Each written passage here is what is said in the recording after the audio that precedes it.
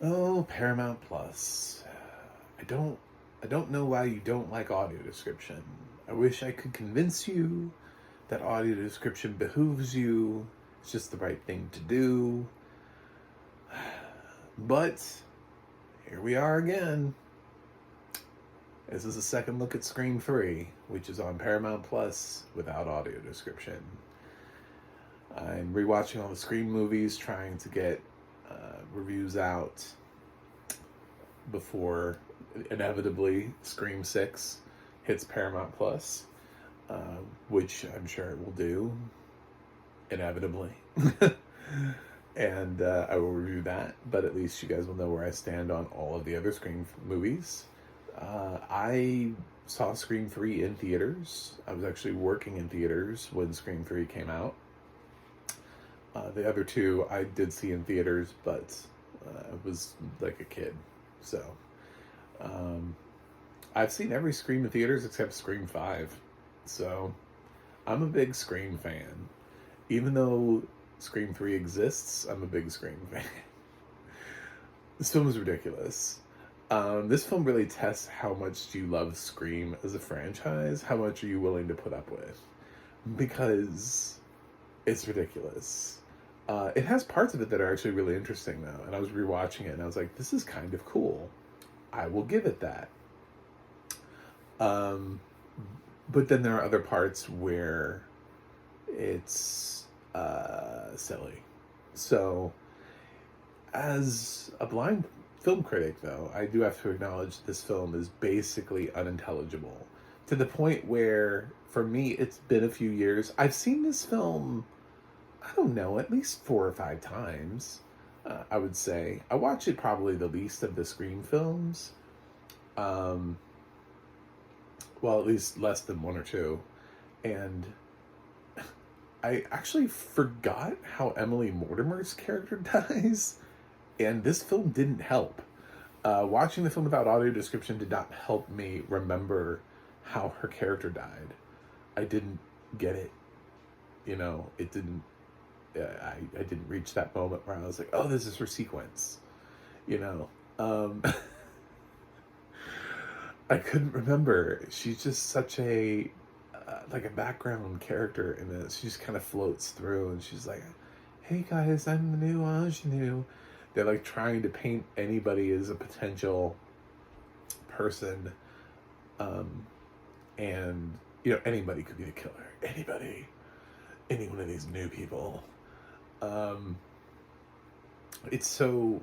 It does feel kind of weird that it's Scott Foley, but uh, you know, I suppose, spoiler alert, by the way, on a film that is 23 years old, a film that that graduated college. uh, yeah, I sorry about that. You kind of have to kind of start expecting that for films that are old, that people are going to talk about that. It's been around for a while. Um, this film has some cool things. I like the fact that the voice changer doesn't just do Ghostface. I think it's an interesting twist. After the first two films, I think the fact that he figured out how to mimic and utilize other people's voices to be able to pit them against each other, so they didn't know who was really calling who.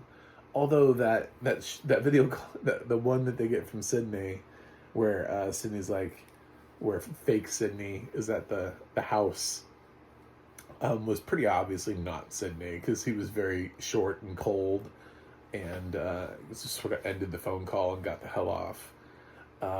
Didn't really care to stay on the phone. I'd have been like, that didn't feel like Sydney. But I guess I didn't know the technology existed to be able to do that. So I think that's why we're supposed to forgive Dewey and Gale in that scenario. I think this one, probably one of the reasons why it works is because the opening kill is Cotton. So it's a legacy character, which lets you know right off the bat you feel like you're getting something different. You know, that you feel like you're getting a brand new look on things. Um, and then it moves on, and Jenny McCarthy ends up becoming the second. Well, actually, Cotton and his girlfriend are 1 and 2 because they're in the same sequence. But then it's Jenny McCarthy, who's next. And then they're like, oh, is the killer working in the order of the script? There are 3 scripts. Which one? Who's next? I think that would have been more interesting, but it kind of gets a little chaotic to the point where I don't think Ghostface is thinking about that.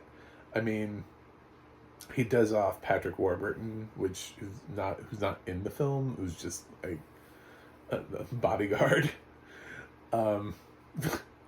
So, it's something that they throw out there as being like a cool possibility, but it's not necessarily something that they actually really stick to or follow through with. Because I think at the end, the last surviving cast member is the Randy equivalent, which feels weird because I don't think he would be in the script. I don't think he's the last one alive in any of the scripts. Yeah, it's one of those films where it introduces some interesting characters that could have lived to another film. Would have been nice to see Parker Posey in a sequel. Her character here is really fun. She shadows Gale Weathers. She tries to be Gale Weathers. It's very, I would say of all the deaths, she was the one that I was like, oh no.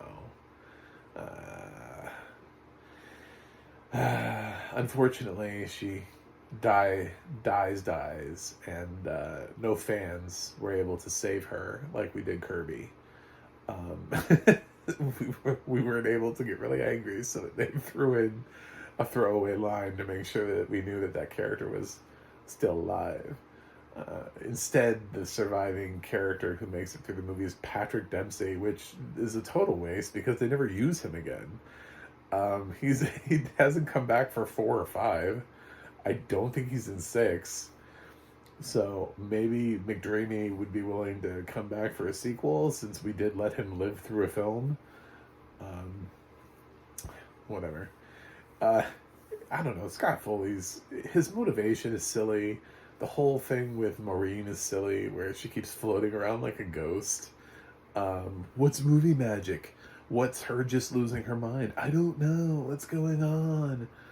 Lance Henriksen being in the film is obviously the kind of fake bait that you would accept from a film like this. Like, oh, look, it's Lance Henriksen. It's probably him because he's been in horror movies before. Yes, Wes Craven directed this. However, one of the reasons this feels like it's a little shitty is this is written by Aaron Kruger, not Kevin Williamson. So this is somebody else having a shot at these characters. And I think that makes a lot of difference when you have somebody coming into a franchise that's not theirs. And they're like, well, this is how I think things should be done. And I think Aaron got some of it wrong. I'm just gonna say that. I think he missed the mark on a couple things here. But he's gone on to have a successful writing career anyway. So there you go. Turned out he could do this, and the movie made money. Doesn't really matter that pretty much if you ask every Scream fan what their least favorite Scream movie is, it's usually 3. So there are some people who, because of Parker Posey's character, like Scream 3. But it's really because of Parker Posey. Because she's that good. The Randy tape is so weird and so bizarre, and I thought it was a missed opportunity too. I was rewatching the film, and I noticed in that moment that the roommate is trying to get in, and he says, Paul. And I was like, what if his roommate had been Mickey? Mic drop, right? Like, that would have been a great callback to Scream 2. They were both film majors. Like, they were both there to talk about film. It's entirely possible that his roommate could have been Mickey. I don't know who the fuck Paul is. You know what I'm saying? Like, no one does. Is Paul going to be in a sequel? Is Paul coming in Scream 8 where he's going to be like, my life was ruined after I was Randy's roommate? No, but we do have Heather Matarazzo shows up here as Randy's sister, which ends up actually, that was one of the cool things that they did for Scream 5, is that Heather Matarazzo came back for that sequel, even though she only is in this film for like 5 seconds. So they felt like, yeah, we should bring her back. Let's do it. So there's some cool stuff that happens here. Patrick Warburton was interesting for 5 seconds that he's in the film. Most of the rest of the cast that plays the film versions of the characters all feel disposable, except Parker Posey. She was really the only one that they felt like they fleshed out enough that I actually thought maybe she'd survive. Maybe she should survive. I want her to survive. Any of those things. And unfortunately, she doesn't. At the end of the day, it's just some stupid... It's exactly what Randy describes in the video. Is like, does it feel like it's getting an overly complicated subplot? It's like, yes. Yes, it does. It feels like it's getting really weird. Even though the last film was Billy's mom, which somehow felt organic, teaming up with Mickey. This one just all of a sudden is like, by the way, did you know that your mother wanted to be an actress and you tried to be an actress? And by the way, you also have a half brother because of this whole... It's a lot. It's a lot of just sudden stuff being thrown at Sydney, who is trying to live in a cabin in the woods being a 911 operator. And just trying to be very quiet in her life and just be left alone. She just wants to be left alone. But she is getting that survivor instinct in her, and you can feel that in the third film. She's tired of being screwed around with, and she's starting to outsmart the killer a lot more, and that's what's great. Also, this is the only Scream film with one killer. To my knowledge, I haven't seen 6, so I can't really comment on that, but I should say, having not seen the new Scream, this is the only film with one killer. I do not know. That's not a spoiler. I don't know who's the killer in Scream 6. So, yeah, of the 5, this is the only one with one killer. So, there you go. Even though I think this film probably, if I was going to be like a really responsible film critic, deserves a lower grade. It does have the word Scream in front of it, which I really love. I love the totality of the universe. It's sort of like sometimes just watching a film that is in the universe is a comfort film to you. Like, I think there are people who watch Star Wars films, and even like the Star Wars films that they don't think are that good are still, they would rank higher possibly than normal, just because it's a Star Wars film and it's a comfort for them. I like Scream films, dude. I don't know, I just do. So, this needs audio description, though. I didn't get it. The only reason you get any of the kills is because of, like, screaming and matching voices. Otherwise, it's really hard to follow. I literally, one entire character, I missed their death sequence. I totally do not know when Emily Mortimer dies in this film. I forgot where she dies. Like, I kind of actually remember visually some of the deaths. I remember, I can't think of his character's name, so I'm just going to keep calling him Fake Randy. I remember his death. I remember the guy that lights up and then the thing explodes. I remember that. I remember Jimmy McCarthy's death. I remember Cotton's death. I remember everybody's death. But then I realized, I came down and I was like, I don't remember Emily Mortimer dying in this film. And then when it came time to watching the film, I feel like I missed it. I was like, when did she die? When was that? Where was it? So, yeah, it would have been audio description on this stuff. I don't know, they have all the Scream films and they're producing the new ones.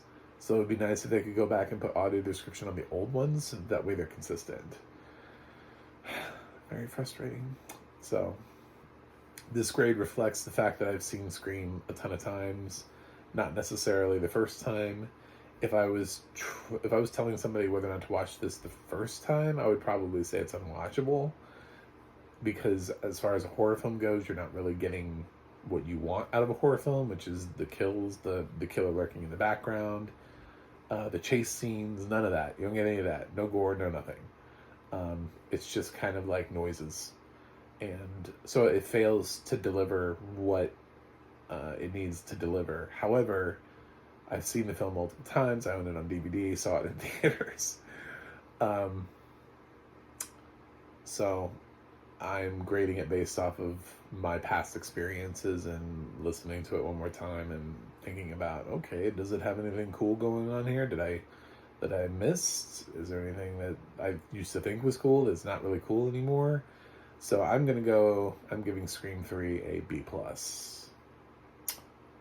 That's where I'm going.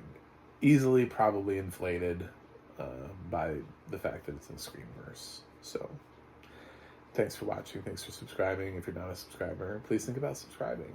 And I will review something else for you guys. I do have a website, MacTheMovieGuy.com. You can go to the audio description project, adp.acb.org. It'll let you know what has audio description and where you can watch it. You can go to the ADNA.org, that's the ADNA.org, and you can look up your favorite films and television series and see who's narrating them. And you can go to Twitter or Instagram and follow me at MacTheMovieGuy. I will obviously do 4 for sure, and 5, even though I have an existing review for 5, I'll do a second look at 5 and see if my opinion has changed in the last year. And I will see you guys on the other side.